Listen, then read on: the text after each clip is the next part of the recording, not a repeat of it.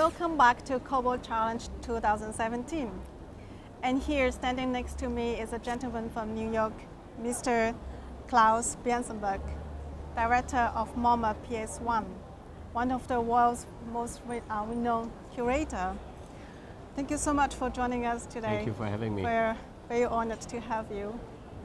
So Klaus, you have just been to Hong Kong, opening a new show, .com.cn, in collaboration with K11 Arts Foundation.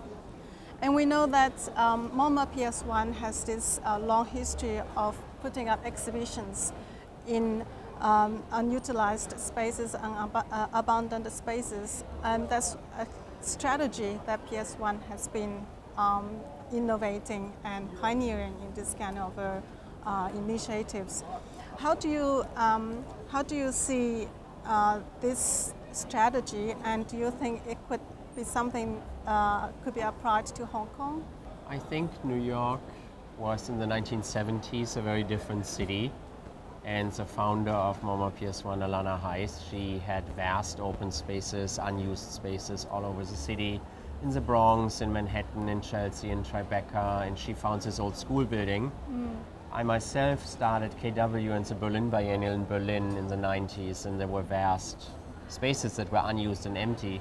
I don't really see that in Hong Kong. New York and Hong Kong seems so densely used and populated, and it's not a city like New York in the 70s or Berlin in the 90s. So I think that's difficult to compare, but it's interesting to see that spaces like abandoned schools or factories like the one I found at KW in Berlin are an inspiration for artists and for curators to start. There are also some abandoned factories in Hong Kong because the economy in Hong Kong is shifting. Do you think this kind of old factory spaces, which is very popular right now? I think what was important for MoMA PS1 or for KW is that this was not about real estate, because the school at MoMA PS1, the old school building, PS1 means public school number 1, is permanently made into a museum, and the old margarine factory where KW is housed in is permanently a museum. So I think it's very important that you're not warming up or drying out empty real estate by having artists over and using it. So I think it's a very different approach. I think Hong Kong feels very different. Of course, any city should think about if there are spaces like that are not in use anymore, because now with the digital age, what is happening with all post offices, or what is happening with services that are not anymore needed. So I think that's an opportunity to think about possibly long-term uses. You were in China for several times to do the research for the exhibition. How was your experience in China? You see this abundance, this kind of vast spaces in China, and all these spaces that are now putting in use to contemporary art. I think what is interesting, we just visited Beijing, and there was an old food processing plant that is now the Xishang Art Museum, and that felt very interesting. So, because that's exactly where like procedures are different now, or a digital age changed production processes. So this looks like a factory permanently transformed.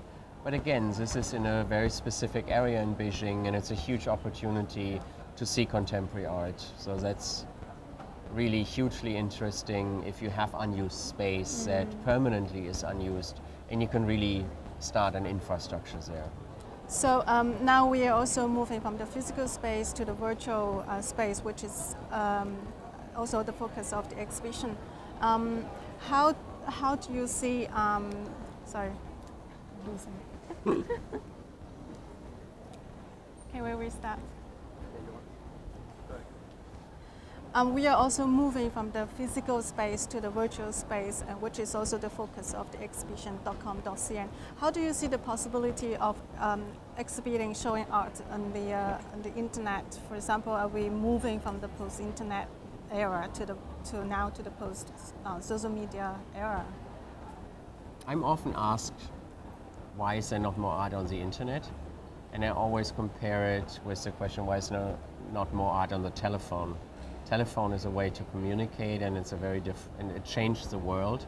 But why should art happen on the telephone? Why should art happen on the internet? I think there's no reason for it so much. So .com.cn is about art that is possible today because the artists research or they use techniques that are informed by digital procedures or digital media.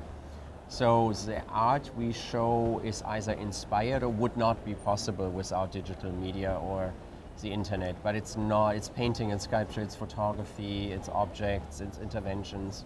So it's not that the form is necessarily digital. I think that's an important thing.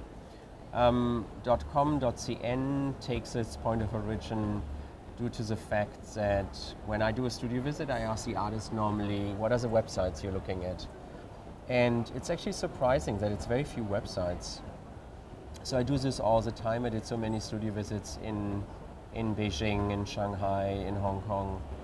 And so it's interesting to hear different websites being used here because there is no direct connection so easily between the websites an artist in Munich uses or the artist websites in use in Beijing. So that led to the idea that it's actually not one World Wide Web. It's actually several World Wide Webs. And so there is, at least we do this exhibition about two, the one in the Western countries and the one in China. But we do them on equal footing. There's not like, oh, this is larger or bigger or more accessible. It's very equal footing, it's very democratic.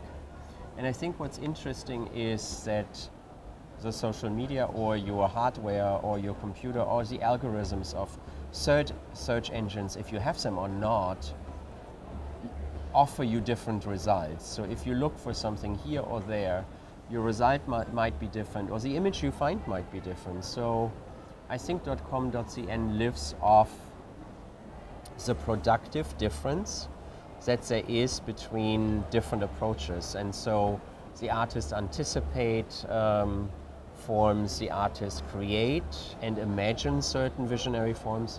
So the exhibition actually takes this as a question, in which of the World Wide Webs are you? From which perspective?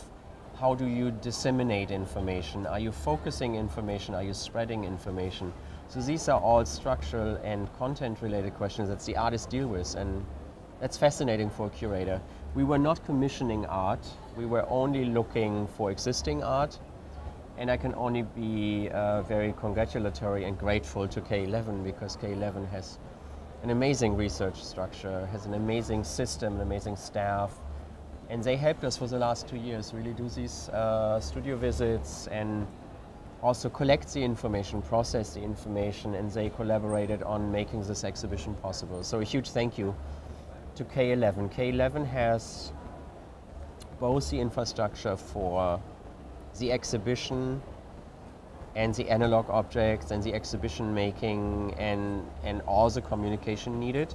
But it also has the generosity and curiosity to look at emerging artists, and that is something that MoMA PS1, I think, is very specialized in, to do research, to look for new form, relevant content, and somehow bring this together in a thought-provoking exhibition.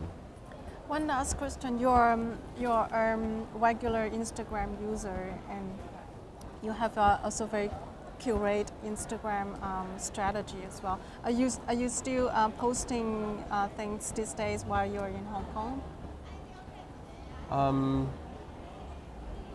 I posted all my 50s, or many of my 50 studio visits from 2 years ago, and often worked with the artists closely on creating an image or a little video. I'm doing this right now, and I'm trying to communicate what the exhibition is about, but I'm also sharing a little bit like a traveling eye, what I'm seeing and the impressions.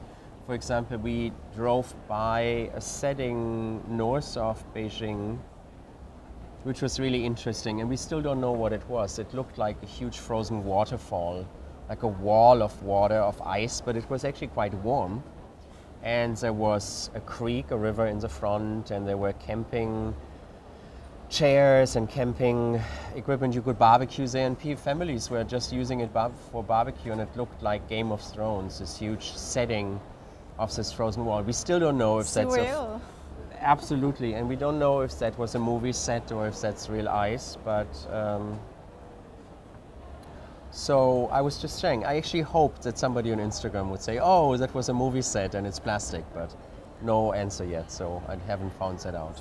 So that's in your most recent Instagram post. Well, we have to check out your Instagram. Thank you so much for joining us today. Thank you for having me. We will have your Instagram address here. Thank you so much. Thank you. Thank you.